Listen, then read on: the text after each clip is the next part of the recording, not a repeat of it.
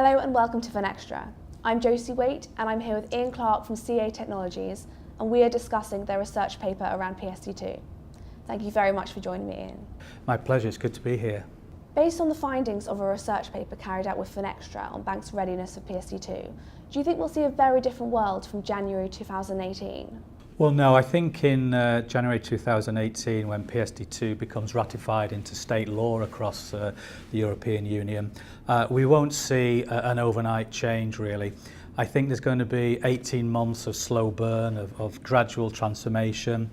We're going to see the major banks jostling for position to retain their clients and also attract new customers to their retail banks. I think banks are going to embrace the challenge generally. This is the findings of the survey.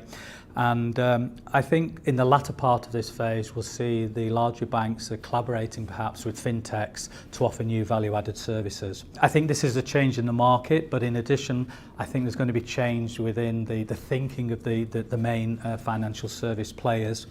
They're going to have to think more in terms of agility, in terms of their skill sets, about their ability to adapt and change to the market demands much more easily.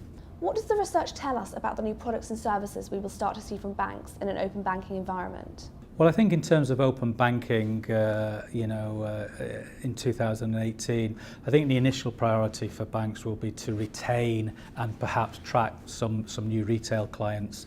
I see evidence that banks are considering themselves to become third-party providers in their own right. This will manifest itself in them providing account information service provision, so aggregating various customer accounts together into one portal and offering those sort of services. In addition, we'll see banks naturally, because this is part of their core capability, to provide payment initiation services as well to the market.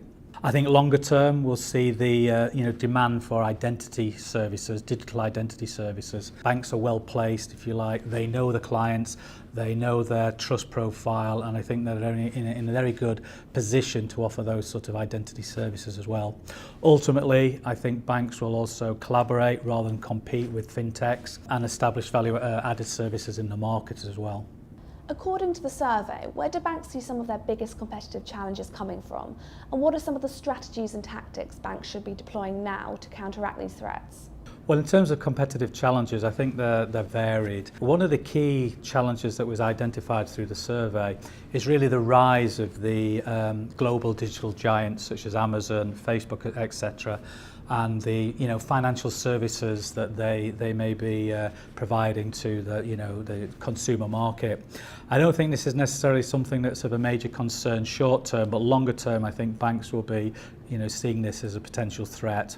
I think the main competition, if you like, to most banks are the established banks themselves, right? They have their core customers, they want to attract new customers, so I think the intense competition will be between established banks.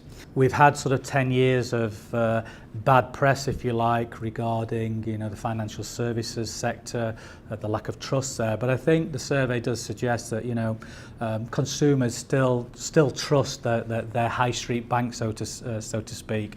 So I think in terms of retaining the customers and using that relationship that's been built up over many years will probably stand them in good stead if they apply innovation to these customer relationships as well.